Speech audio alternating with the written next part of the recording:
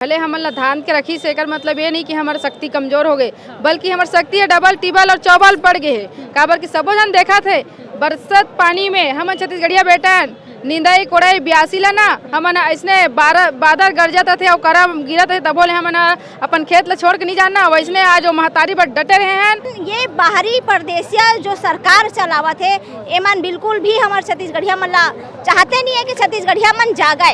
रायगढ़ में बकायदा सिंधी है हमार पुरखा ला हमार पूजनी ला गाड़ी देवत है। एला बोलते गाड़ी परदेसिया हो पहली अगर समझना है ना गाड़ी और काला कहते हैं तो देखो एक सिंधी है बकायदा छत्तीसगढ़िया पूजनी ला गुरु घासीदास बाबा ला गाड़ी देवत है भाई।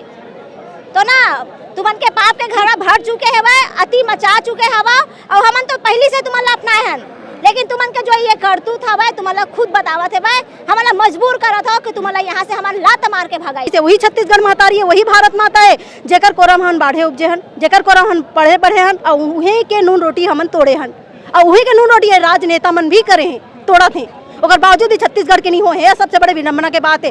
हाय सरकार ऐसा के कार्यनीति में तो का कहो आप मन के कार्यनीति ला आप मन के कार्यनीति सुधारो नहीं तो अपन इस्तीफा देवो।